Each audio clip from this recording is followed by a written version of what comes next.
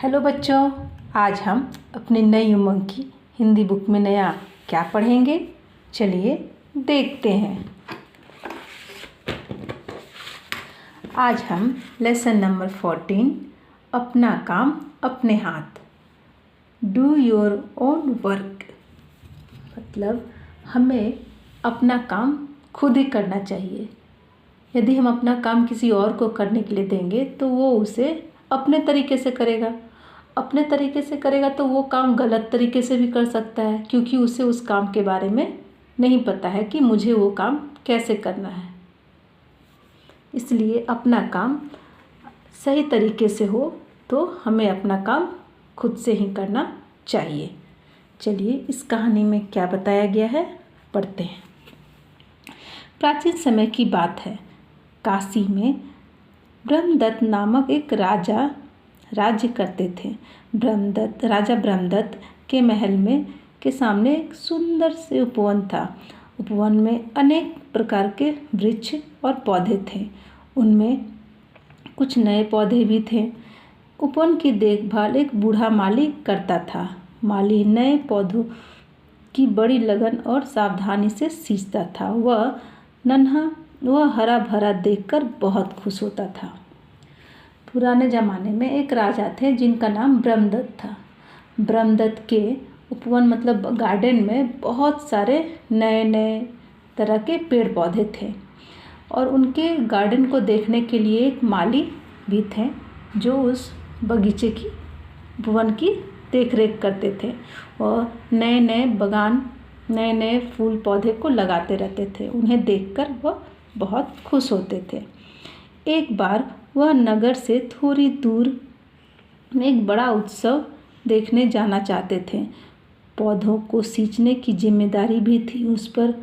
उसने सोचा कि किसी को पौधों को सींचने का काम सौंपकर उसे उत्सव देखने जा सकता है। उस नगर के बाहर एक उत्सव यानी कि फेस्टिवल मनाया जा रहा था। फेस्टिवल में बहुत सारे कार्यक्रम आयोजित किए गए थे। वो उसे देखने जाना चाहता था, लेकिन उसके ऊपर ये जिम्मेवारी थी कि पौधों को सींचना था, उसमें समय से पानी डालना था। लेकिन वो सोच रहे थे कि अगर मैं ये काम किसी और को दे दूं तो मैं आसानी से फेस्टिवल देखने जा सकता हूँ। उपवन में एक कोने में स्थित एक बड़े से वृक्ष पर कुछ बंदर रहते थे।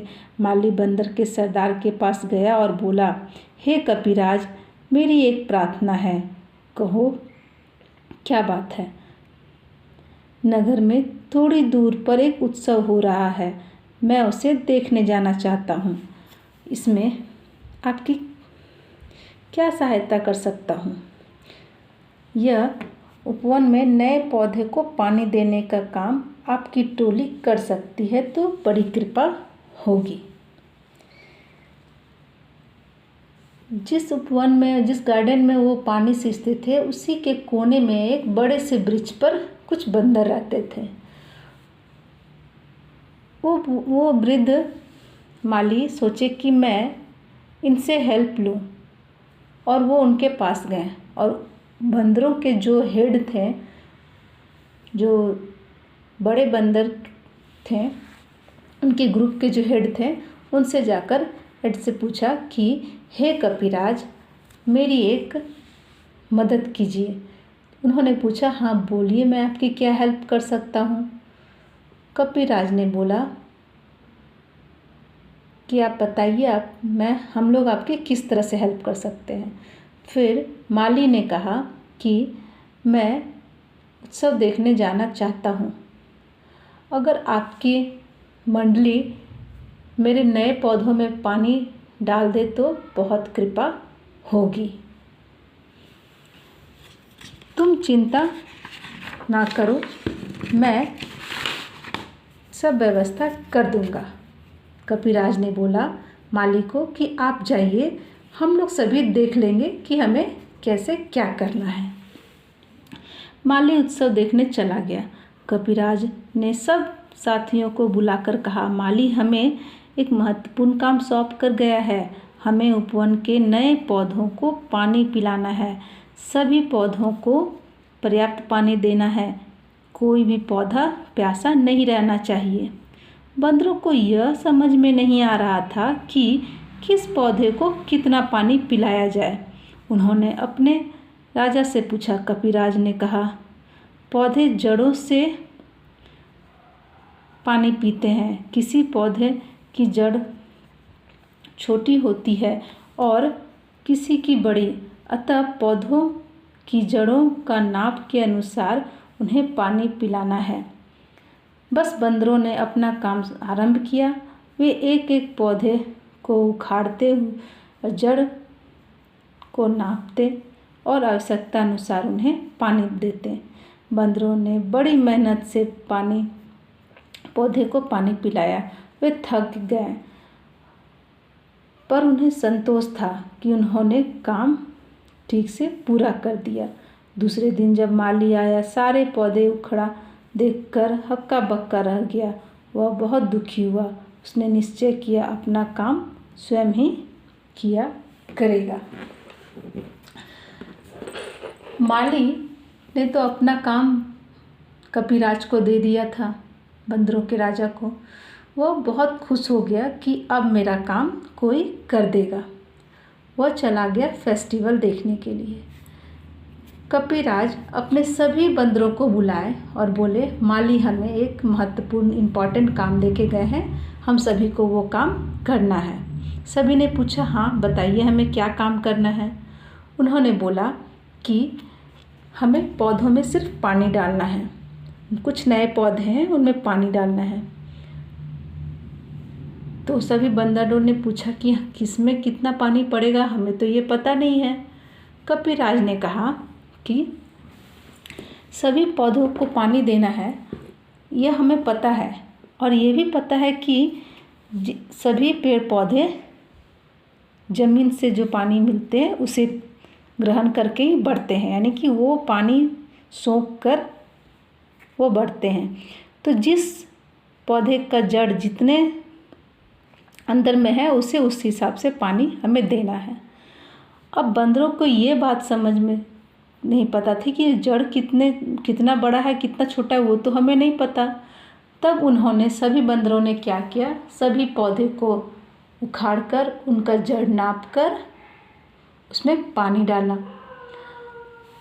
उन्होंने बहुत मेहनत लगाकर यह काम किया, क्योंकि एक एक पौधा उखाड़ना, उसे नापना, फिर पानी डालना, सभी बंदरों ने अपना काम अपने तरीके से किया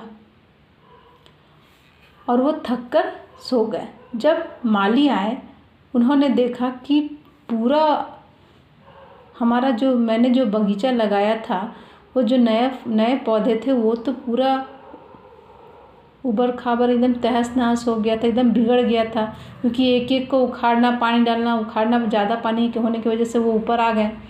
वो उसे देखकर वो बहुत उसके होश उड़ गए कि ये मैंने किसे कौन सा काम दे दिया।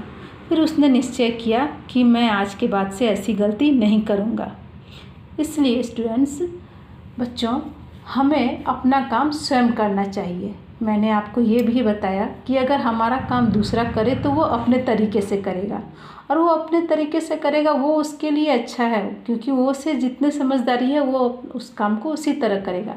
और उस काम को हमें पता है कि हमें कैसा करना है, उन्हें तो नहीं पता है। वो अपने तरीके से करेगा, हम अपने तरीके से करेंगे। इसीलिए हमें जब अपना काम नहीं बिगाड़ना है तो वो काम हमें अपना काम हमें अपने से ही करना चाहिए, किसी दूसरे को नहीं देना चाहिए।